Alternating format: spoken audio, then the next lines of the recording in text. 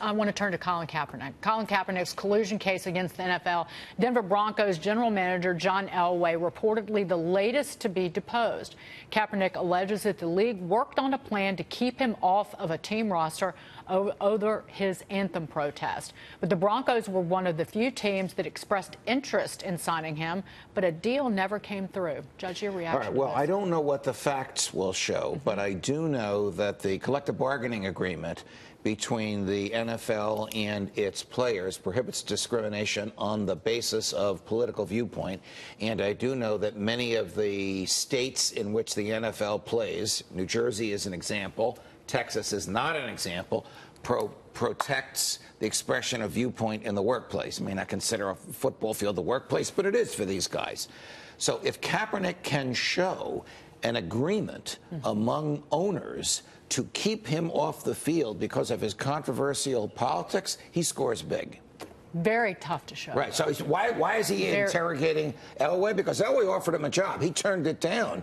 But Elway, the former superstar quarterback, now the general manager of the Broncos, offered Kaepernick a job before he started to take the knee. Kaepernick turns him down, and then after that, nobody offers him a job. Yeah, but he's allowed to, like any employer is allowed to renege an offer if they find reason, correct? But except that it would violate the, yes, generally, but it would violate the collective bargaining agreement if that reason is the politics of the employee. And then there's the added protection in certain states like New Jersey, which affirmatively protects the right to express a political viewpoint in the workplace, even a viewpoint that is defied by your employer. Judge, I just get back to Comey and the classified claim. When he walks out of a meeting with the president, is he allowed to determine himself what part of their discussion was classified? That is a superb question, and I'll tell you why. And I can't give you a yes or no answer. Generally, the preparer of the document decides if it's classified, and if so, what level. Confidential, secret, top secret. Then there's 5 different versions of top secret. But Comey wrote a note in the margin. The document is printed on his printer. In the margin, he writes, should this be classified? If so, what level? Not sure. Check with so-and-so. So-and-so is the person in the DOJ who's the expert on is it classified, and if so, in which category. So we don't know until we see the unredacted documents and until Comey's under oath and is interrogated.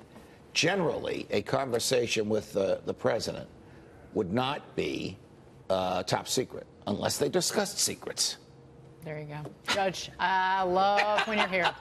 Pleasure, guys. Because it is a morass of information. You know, tomorrow's the anniversary of the appointment of Mueller, and I think the president's going to blast it, and Rudy Giuliani's going to blast it. It's still with us. It's going to be here for another year. We're waiting for a judge to rule on whether or not Mueller can prosecute Manafort in Virginia. A judge yesterday ruled that he can be prosecuted for bank fraud going back to 2005 in Washington, D.C. That trial starts the week of the 4th of July.